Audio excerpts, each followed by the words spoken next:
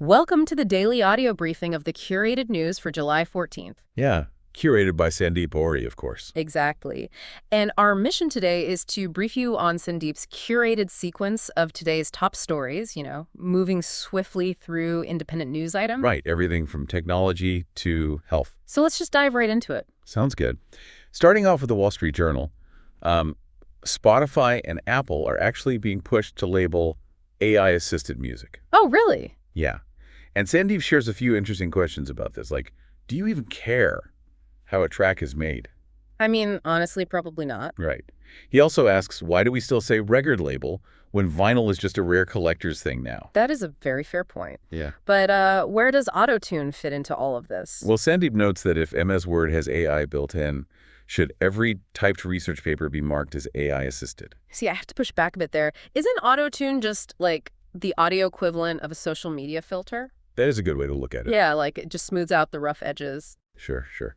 But speaking of massive entertainment shifts, the Times of India reports that the Michael Jackson biopic called Michael... Well, the one starring his nephew, Jafar. Exactly, yeah. It just became the first biopic to cross $1 billion globally. It even beat out Oppenheimer. Wait, really? That is actually huge. It really is. But moving on to youth and policy, The Economist states that the UN recommends the minimum age of criminal responsibility be at least 14. Okay, interesting. Yeah, and they are specifically urging countries against lowering it. Wow. That is a pretty solid stance. Definitely. And on a similar note, the Business Standard says the EU is proposing a law to restrict children's social media access. Oh, I've heard rumblings about this. Yeah, and Sandeep adds that this is basically creating a PG-13 internet, accessible to kids only with adults around. But practically speaking, I mean, how can governments actually enforce a digital PG-13 rating? That is the million-dollar question, isn't it? Yeah, kids just click, yes, I am over 18 anyway. Right. Now, looking at India, the Times of India reports the government told the Supreme Court it will implement comprehensive sex education. Oh, that is a massive update. Yeah, right into the core syllabus for both schools and colleges. Wow. Well, let's pivot over to India's economic pulse. The Times of India covered this Price Tata Sons survey, and the data is pretty surprising. Oh, about household spending, right? Yeah. So Chandigarh households actually spend the most annually, hitting around 19 lakhs. They beat Bengaluru, which is 6th, and Mumbai is way down at 12th. Wait, they beat Mumbai? That is wild. I know, right? But then the Business Standard points out that India's June trade gap just hit a 5-month high of $30.43 billion. Right, due to a 31% rise in imports, I think. Exactly. And on top of that, June retail inflation is likely around 4.38%, up from 3.93%.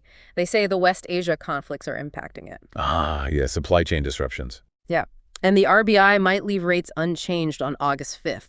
So it makes me wonder, does the massive spending in cities like Chandigarh just mask the everyday pinch of this rising inflation? Honestly, yes. I think averages often hide the real struggle for the broader population. Very true. Okay, shifting gears to health and welfare. The Wall Street Journal reports the FDA just approved bemotrizinol, or BEMT. Oh, right, the new sunscreen ingredient. Yes, it is the first new one approved since the late 90s. That is amazing. But, just a quick reminder for everyone listening. Oh, yeah, go ahead. Even with fancy new ingredients, SPF 30+ still needs reapplying every 2 hours. Such a crucial point, yeah. And speaking of health, the Times of India notes that Karnataka is adding eggs to midday meals. Oh, that is great. Yeah, or bananas for the vegetarian students. This is for 47 lakh students, 6 days a week. Wow, that is a huge step for nutritional welfare. It really is. And wrapping it up for another Tuesday morning is this piece.